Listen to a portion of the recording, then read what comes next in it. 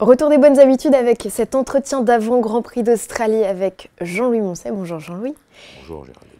Une petite question Jean-Louis à propos de Melbourne. On est en plein épi de coronavirus et je voulais savoir si vous aviez eu des nouvelles de vos confrères qui étaient déjà partis en Australie et savoir quelle était l'ambiance là-bas. Ils sont tous arrivés petit à petit. Certains d'ailleurs, comme je vais le citer, Jean-Michel Desnoux, ont vu que les contrôles étaient très durs. On avait déjà évoqué ça, hein, vous et moi. Les contrôles australiens ne sont jamais faciles. Et là, bien entendu, c'était encore bien plus compliqué, avec, pour recevoir les bagages, ordre de s'aligner et à mettre les uns des autres, par exemple. Plus le contrôle de température. Dans le paddock, ça a l'air à peu près correct, mais il y a naturellement moins de foule. On parle de quelques cas avérés, ça se confirme? Et il y a quelques cas avérés. Alors, donc, il y a une règle qui a été édictée, mais c'est une règle non écrite. Il faut que le team soit sur place, in situ, en mesure de travailler vraiment.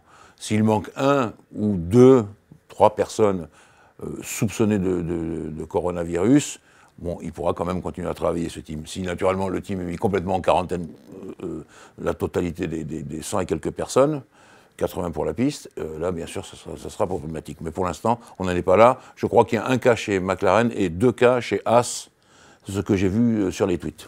Je fais juste une petite parenthèse parce que je trouvais ça drôle. Dans le dernier album d'Astérix, enfin l'avant-dernier je crois, Alain Prost, oui, qui ne s'appelait pas Alain Prost, mais s'appelait Coronavirus. Voilà, oui. C'était une petite parenthèse comme oui, ça. Voilà, c'était le problème. On parle donc de ce Grand Prix de Melbourne. Jean-Louis, c'est là où on va réellement découvrir tout le potentiel des monoplaces ou est-ce qu'il va encore y avoir quelques surprises qui vont se développer au fur et à mesure de la saison? Je crois, Géraldine, que c'est comme toujours. Ce sera samedi aux qualifications que là, on est au pied du mur. À la fois pour toute l'équipe, naturellement, toutes les équipes, mais aussi pour les 10 premiers sur le haut de la grille de départ. Donc là, on va bien voir ce que valent les voitures, et les pilotes d'ailleurs aussi. Après, le résultat de la course, c'est dépendant d'autre chose. Les conditions de course sont toujours un petit peu différentes, mais je crois que là, on sera au pied du mur. Si on doit parler de Melbourne en tant que circuit, il n'est pas vraiment significatif. Il y a une vraie grande courbe qui est difficile, mais en revanche, il y a 3 zones de DRS. Et ça, c'est important. On pourra quand même aussi juger voilà, des qualités des voitures dans l'aspiration et puis les vitesses de pointe. Tous les pilotes ont choisi le même set de pneumatiques que l'an passé. Enfin, c'est Pirelli qui leur a proposé la même chose et eux ont fait pareil. C'est un tracé semi-permanent, l'Albert Park. Est-ce que Jean-Louis, étant donné que les monoplaces ont des performances qui ont été rehaussées d'un cran, est-ce que c'est le bon choix qui a été fait ou est-ce qu'il peut y avoir des surprises ? À la veille de ce choix, il y a eu le fait que, rappelez-vous, Pirelli avait mis en comparaison les pneus 2019 et les pneus 2020. Et toutes les équipes, sans exception, ont dit non, mais nous, on prend les pneus 2019. Parce que déjà, connaître les pneus Pirelli, c'est quasiment un miracle.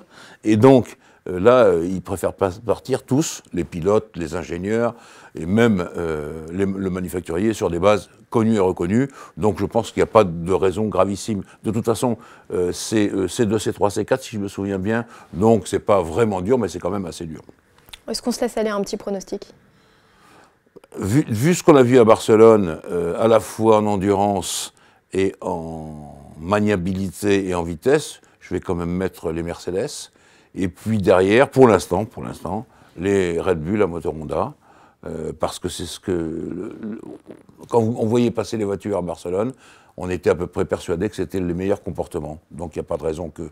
Maintenant, si Ferrari a caché son jeu, ça on le verra. Mais je n'en suis pas sûr. On nous l'a reproché sur le précédent entretien, alors je vous pose la question Jean-Louis. Est-ce qu'on peut parler rapidement d'Alfa Romeo et de Sauber au niveau de leur performance? Écoutez, ils ont été très discrets. Mais là-dedans, je vois surtout la patte de mon copain Frédéric Vasseur, qui ne veut jamais faire d'éclat.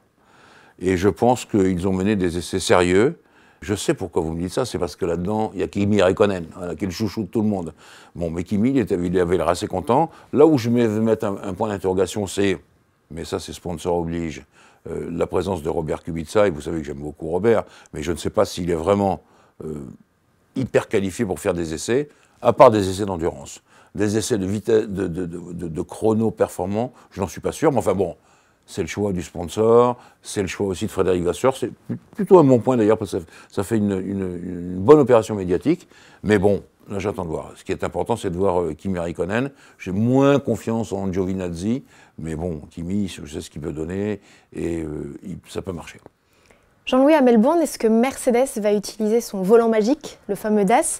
Et si oui, Red Bull a déjà dit qu'il porterait plainte auprès de la FIA, mais c'est un peu un coup d'épée dans l'eau puisque c'est légal. Oui. Alors Red Bull, j'ai oublié de vous en parler, Red Bull a annoncé que pas de journaliste à moins d'un mètre de ses pilotes. C'était clair, j'ai oublié de vous le dire tout à l'heure. Alors, porter réclamation, ça ne marchera pas.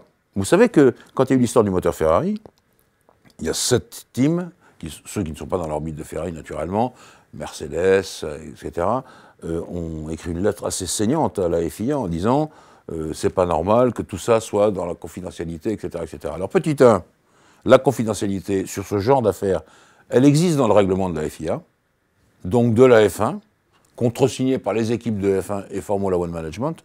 2, attention de ne pas nuire à la réputation de la FIA et au bon déroulement des Grands Prix. Et si Red Bull ergote un peu trop, on peut reprocher, mais c'est déjà arrivé, on peut lui reprocher, on lui dire attention, vous n'avez pas le droit, étant donné l'article XY du règlement, de porter réclamation contre nous ou de nuire à la réputation de la F1. Donc tenez-vous à carreau, voilà, c'est ça que ça veut dire. Et je ne sais pas s'ils porteront réclamation chez Red Bull, peut-être que oui, peut-être que non. En tout cas, ce qui est sûr, c'est que le volant, ce DAS, est autorisé. Voilà, on verra en 2021, mais cette année, il est autorisé. Je rebondis sur cette affaire de Ferrari et de la FIA et de ce moteur avec cette espèce ces messes basses, ou en tout cas ces accords secrets. Jean-Louis, c'est quand même très bizarre de la part de la FIA qu'elle ne s'exprime pas officiellement sur le sujet ou qu'elle ne donne pas plus d'explications sur ce qui se passe. Il y a au moins 2 bonnes raisons à cela. Est-ce qu'ils ont vraiment trouvé ce qui n'allait pas ou ce qui ne devait pas être? Ça, on ne le sait pas. Et deuxièmement, est-ce que Ferrari a dit « mais ça, ce qu'on fait là sur ce moteur, c'est légal et je ne veux pas que vous le diffusiez auprès des autres équipes ». Voilà, c'est au moins 2 bonnes raisons. Et pour l'instant, on en reste là. C'est tout. Mais, je le répète, la réponse de la FIA a été assez sèche envers les 7 teams. Et les 7 teams, c'est quand même Mercedes, Red Bull, etc., qui se sont plaints. Okay, et donc, on verra. Mais je crois que cette affaire va rester lettre morte maintenant. Tout est arrêté.